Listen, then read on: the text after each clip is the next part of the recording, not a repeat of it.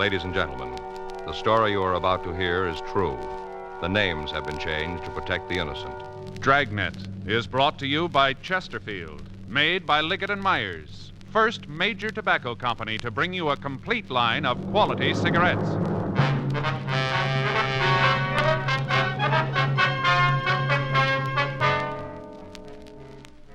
You're a detective sergeant.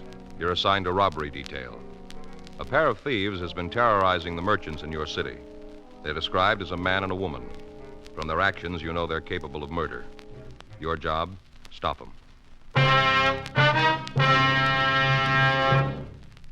Today, you hear these three words everywhere. Chesterfield's for me. The cigarette with a proven good record with smokers. Here is the record. Bi-monthly examinations of a group of smokers show no adverse effects to the nose, throat, and sinuses from smoking Chesterfields. Chesterfields for me. The cigarette tested and approved by 30 years of scientific tobacco research. Chesterfields for me. Chesterfield gives you proof of highest quality, low nicotine. The taste you want. The mildness you want. The Chesterfield you smoke today is the best cigarette ever made. And best for you.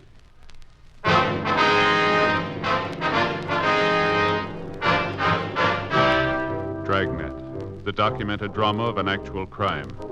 For the next 30 minutes, in cooperation with the Los Angeles Police Department, you will travel step by step on the side of the law through an actual case transcribed from official police files. From beginning to end, from crime to punishment, Dragnet is the story of your police force in action. It was Wednesday, July 23rd. It was warm in Los Angeles. We were working the night watch out of robbery detail. My partner's Frank Smith. The boss is Chief of Detective Stab Brown. My name's Friday. I was on my way back from the main jail, and it was 8:16 p.m. when I got to room 27A. Robbery detail. Hi, Slats. Joe, any word from Frank? Yeah, I talked to Skipper this morning. He said they were having a little trouble with that extradition. Anything big? No, I guess not. Chief Brown said the authorities back in St. Louis would get it straightened out. Frank ought to be back in the middle of next week. Mm-hmm. Skipper said he wants me to work with you on that liquor store thing. Gaffney and I can use some help. We run down just about every lead there is. They all end up in the same place. Well, I got a little of it. You want to fill me in on the rest? Yeah. Hot shot, I'll get it.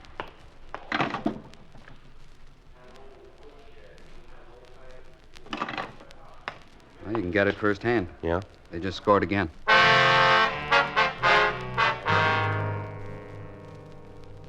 Sergeant Slats Henry, Tom Gaffney, and I went downstairs to the carpool. We took out our robbery car and we rolled on the call code 3. It took us a little over 10 minutes to get to the corner of Alexandria and Burns Avenues. The place that had reported being robbed was a small neighborhood liquor store.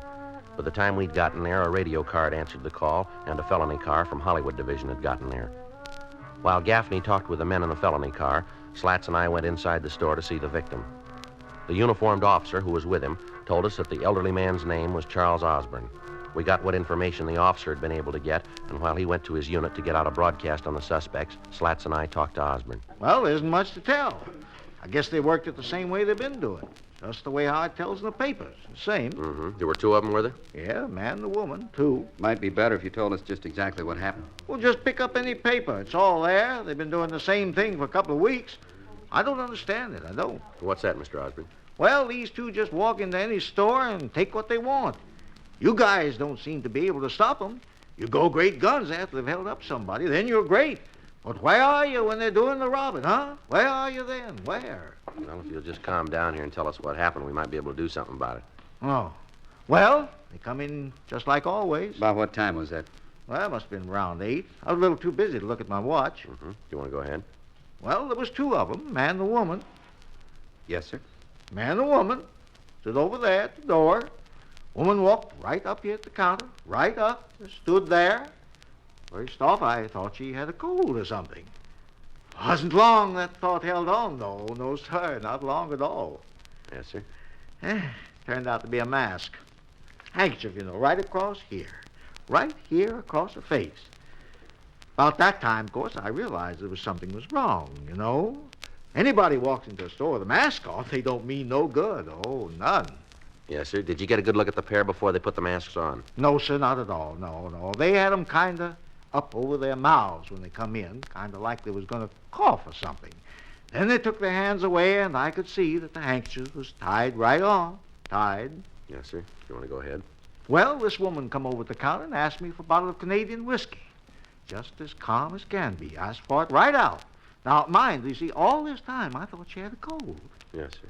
I walked over, you see, there. Yeah, that's where I keep the Canadian stuff, and got a bottle. I see. Got it right down, and I turned around, and there she was, just standing there with a mask on. Had it tied right around, tied. Yes, sir. What happened then? Well, I asked them what the big idea was. I thought that maybe they was playing a little joke, you see. They was, but it was on me. Woman told me to put the bottle in a paper bag and put the money in the bag, too. Told me to open the register and just put all the money right in the bag. Did you see if they were armed? No wonder you haven't caught them. Sir? You got a life-size picture of me giving them the money if they wasn't armed. You got that kind of idea? No, sir. We just want to know if they had guns. Well, of course they had guns. Did you see them? Well, naturally. Right out in the open? No. Wait a second. Come right down to it. I didn't actually see them. The fella, he was at the door over there. He had his hand in his pocket. She had her hand in a purse, see? Like this. Mm-hmm. You see? Mm-hmm. Like this, kind of. Come right down to it, I didn't really see them, no.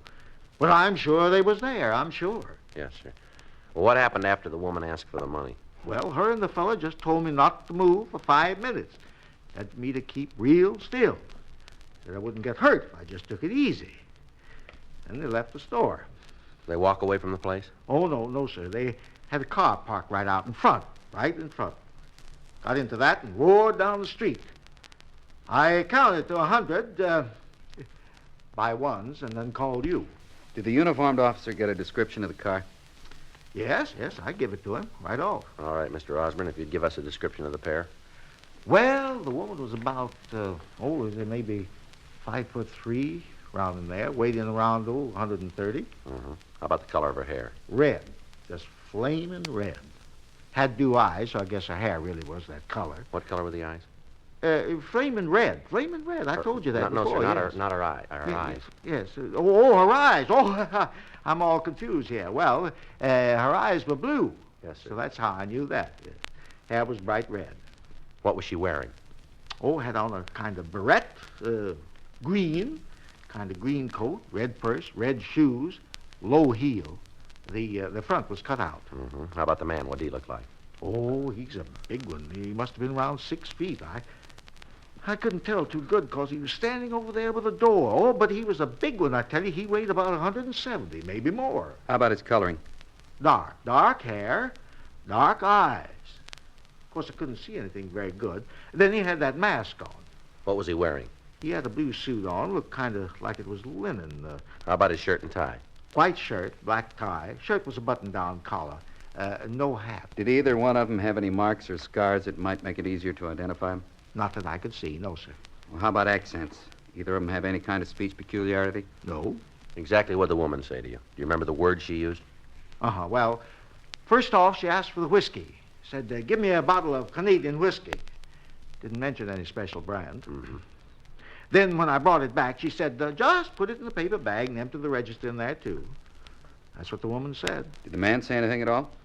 Well, when they was leaving, he said, stay put, Pop. Stay there for 5 minutes. You won't get hurt. Those are his words, exact. I remember them. Mm-hmm. All right, sir. We'd like you to come downtown and check some pictures for us, if you will. Well, I guess it'll be all right. You guys should sure get on the ball, though. It's getting pretty bad. Sir? Seems a little silly you can't catch these people right out instead of rushing around locking the door after the horse has been stole. A little late then, seems to me. Yes, sir. Well, they've been pretty lucky. They'll probably try this same thing again. Yeah. We'll try to beat it the next time.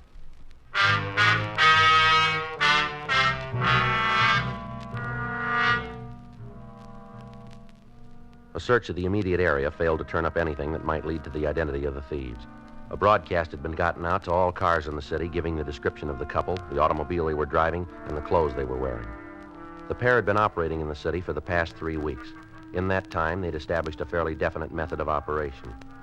2 days before they planned to work, they'd steal a car. Then, on the night that they started their operation, they'd pick one of the city's main arterials and start at one end of it. They'd hit 3 or 4 stores in the area in a period of half an hour.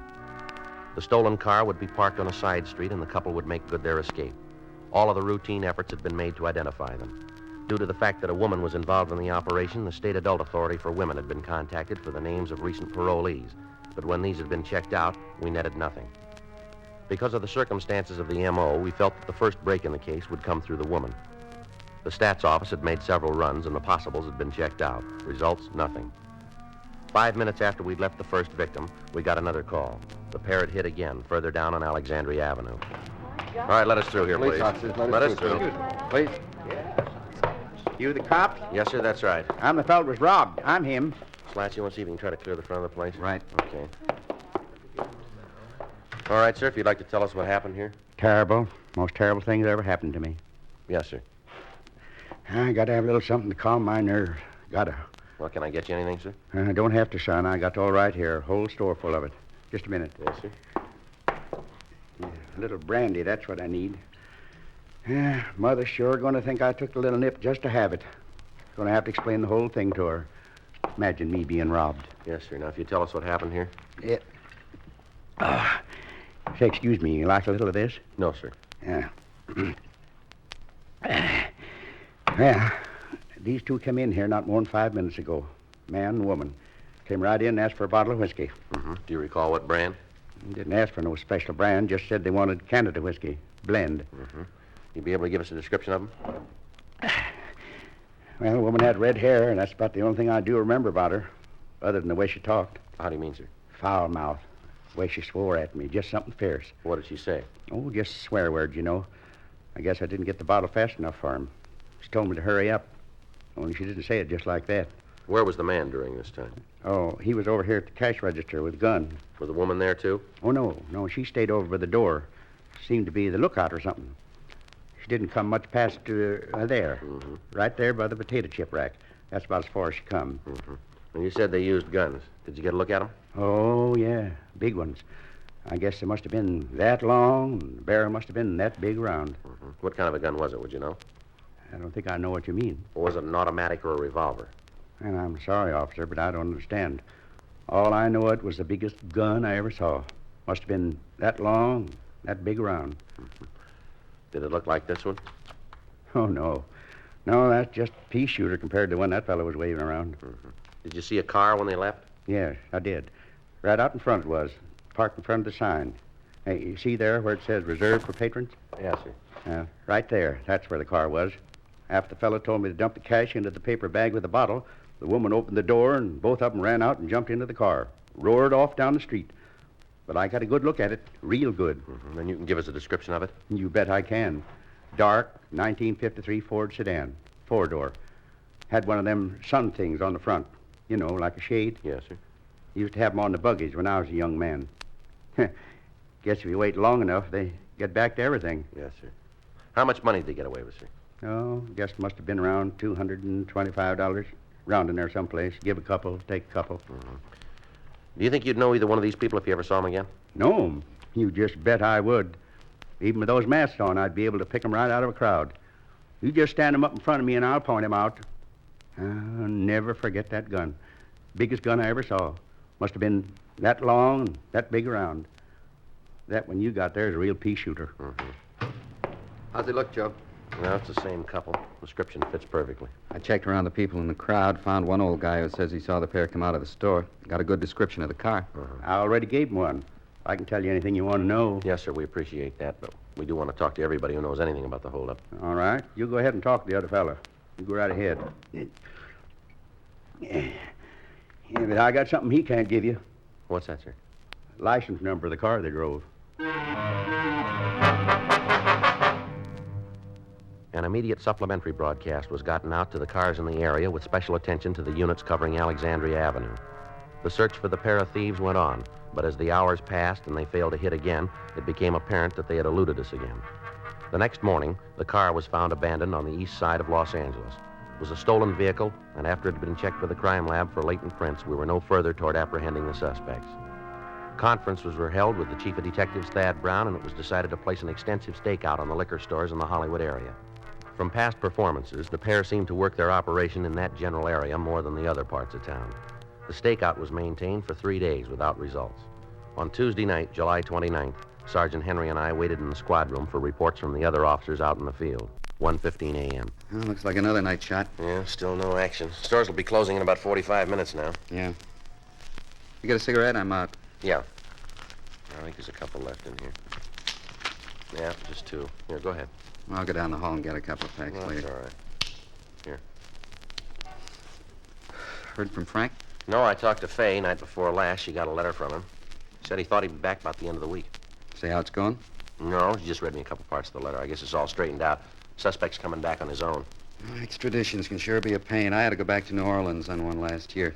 Had a miserable time. Guy gave us a lot of trouble. Yeah, I remember. I get it.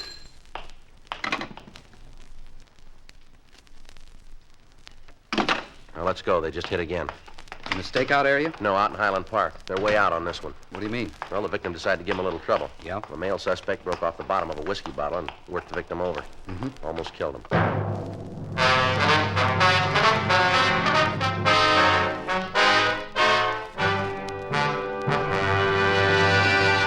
You are listening to Dragnet, the authentic story of your police force in action. Chesterfield's for me. You hear it everywhere. A brand new survey of campus cigarette dealers at 274 leading colleges and universities shows Chesterfield the largest seller. Nobody knows it better than America's #1 band leader, Ray Anthony, who plays college dates coast to coast. Here is Ray with his attractive wife, Dee. In cigarettes, the young crowd really goes for Chesterfields. I've noticed that wherever we've played. And I guess it's one of the reasons Chesterfield is America's most popular two-way cigarette. Of course, Dee and I are Chesterfield smokers, too. We know they're best for us. Chesterfield's for me. You hear it everywhere. The Chesterfield you smoke today is the best cigarette ever made. And best for you.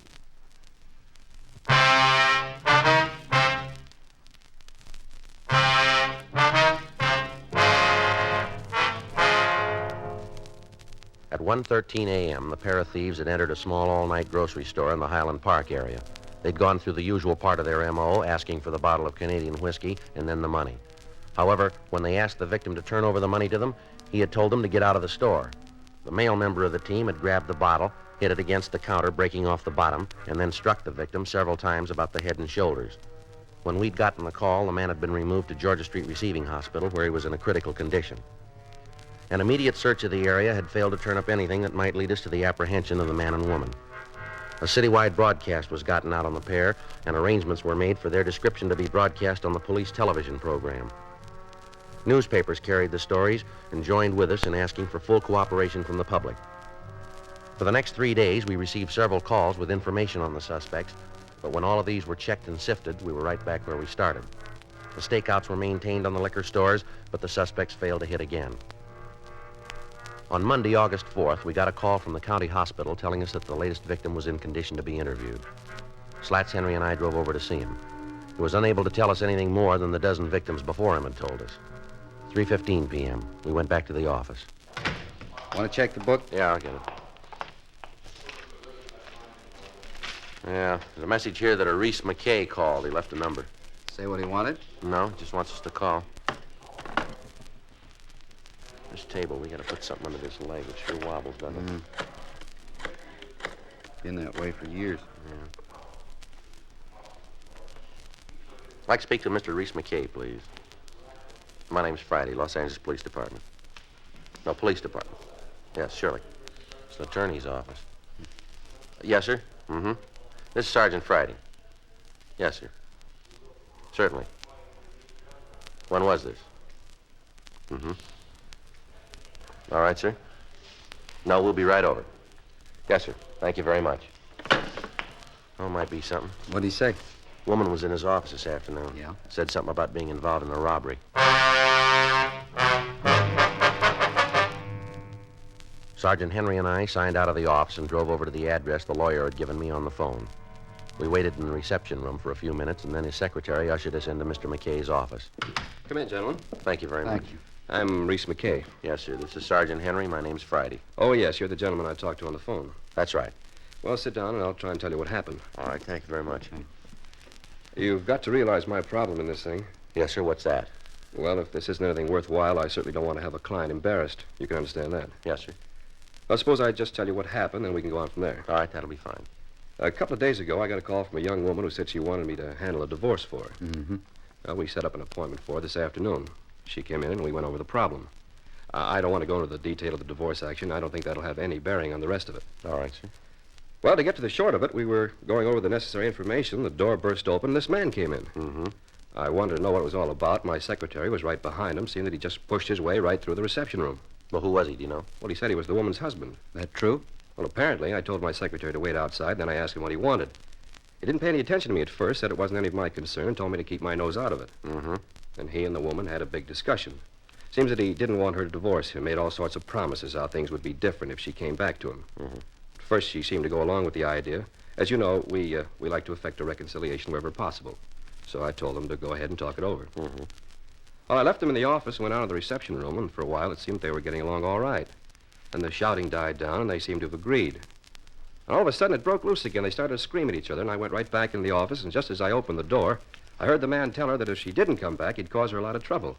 He said for her to remember that she was mixed up in the holdups, too, and these were the exact words. Don't forget, you're mixed up in those stick-ups as deep as me. I see. When they saw me, they both quieted down, and a couple of minutes later, they both left the office. The woman said she'd get in touch with me about the bill. It's certainly something that should be looked into. Yes, that's what I thought. That's the reason I called you. Can you give us the name and address of the couple? Yes, sir, I have it right here. Mm-hmm. Thank you. Pretty difficult to imagine that she'd be involved in anything like that. Pretty woman, beautiful hair. Is that right? Yes, flaming red. We obtained the address the woman had given Reese McKay, and we checked her name through R&I. We found no criminal record on anyone answering her description. While Slats called Chief Brown and told him what had happened, I asked the record division to make a run on the husband. We found that he'd been arrested 3 years before for attempted armed robbery, but that he'd been released for lack of evidence. 5:40 p.m. Slats and I drove over to the woman's address. The name on the mailbox in the apartment lobby read Mr. and Mrs. George Winston. We rang the bell and we identified ourselves. You want to come in? Thank you very much. Is there anyone else here, ma'am? You mean in the apartment? Yes. No, I'm alone. Where's that door lead, ma'am? Bedroom? You mind if we take a look? Maybe you better tell me what this is all about first, huh? You better go ahead, Slats. Yeah. Suppose you're used to hearing that you've got a lot of nerve. Yes, ma'am. Well, it's true. What's this all about? Isn't there some law that says you got to make a complaint or something? Where's your husband? That bum. Where is he? I don't know, and I don't care if I never see him again. Nothing but trouble did I ever get from him. Miserable man. Mm-hmm. You haven't any idea where he is? No.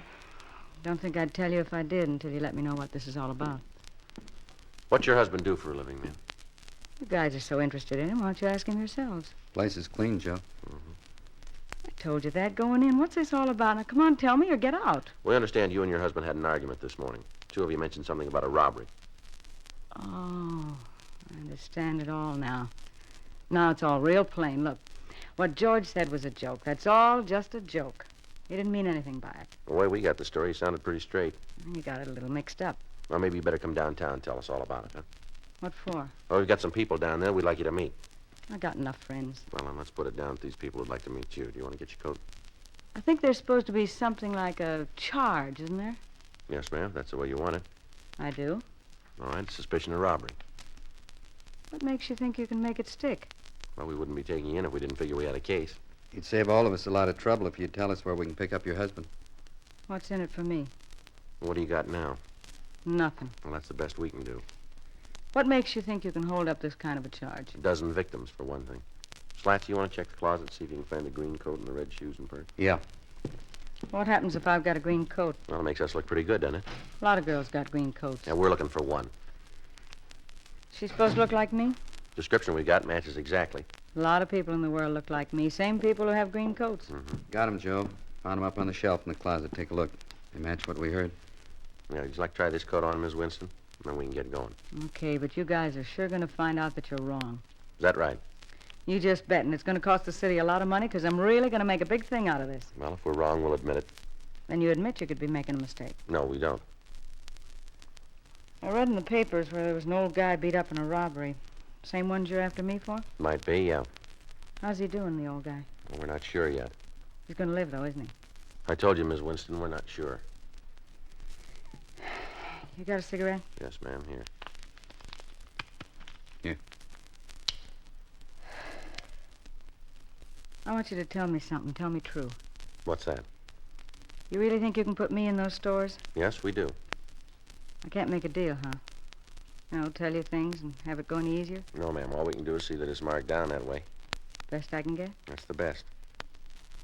I'll take it. What? I'll tell you about it. Tell you the whole thing. All right, go ahead. Well, you got the right people, me and George. I knew when he hit that old man we'd had it. Knew it right away. That's why we quit. I was afraid. If the guy died, you'd be able to get us for murder. I didn't like the robbery part, but I didn't want any part of a killing. I never did like the setup. Never. I used to tell George I didn't like it. That didn't make any difference to him. He wanted to be the big man. He used to sit here after hitting the places. George would get the morning papers and sit here and laugh at the cops because he had them running after themselves. You know where he is? Yeah. He's in a hotel down on West 7th, using the name Evanston. I'll give you the address. All right, let's go. Yeah. Oh, George. He's going to be real surprised when you walk in on him. Real surprised. Sure wish I could see the expression on his face when he finds out what's happened. Sure like to see it. Well, that makes you even, doesn't it? Huh? He'll want to see yours.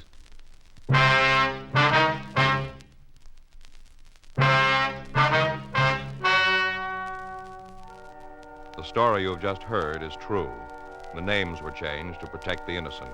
On November 17th, trial was held in Department 98, Superior Court of the State of California, in and for the County of Los Angeles. In a moment, the results of that trial. Now, here is our star, Jack Webb. Thank you, George Fenneman. Friends, we've told you that Chesterfield is the best cigarette for you to smoke. Now, to me, Chesterfield's record with people who do smoke them regularly backs up that statement. Chesterfields are best because they're highest in quality, low in nicotine, because they smoke mild, and they're really satisfying. I wish you'd give them a try and see for yourself. America's most popular two-way cigarette. Regular or king-size Chesterfield. Best for me, best for you.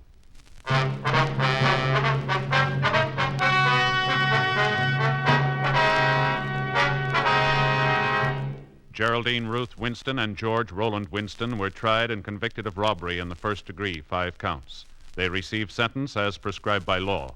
Robbery in the first degree is punishable by imprisonment for a period of not less than 5 years in the state penitentiary.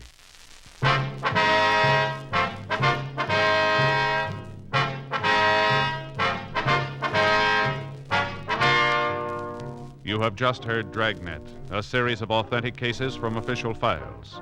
Technical advice comes from the Office of Chief of Police W.H. Parker, Los Angeles Police Department. Technical advisors, Captain Jack Donahoe, Sergeant Marty Wynn, Sergeant Vance Brasher. Heard tonight were Vic Perrin, Herb Ellis, Vic Rodman.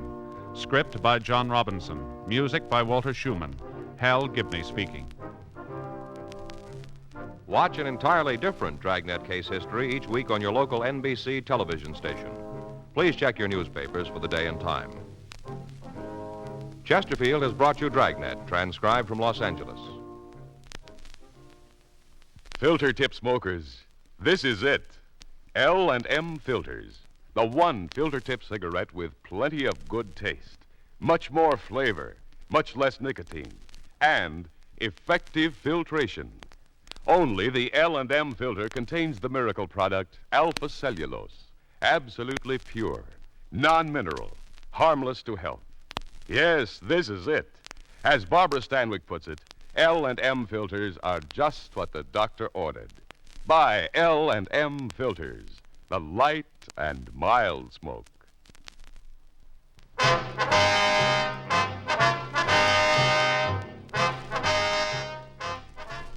Hear Rocky Fortune following John Cameron Swayze and the news on the NBC Radio Network.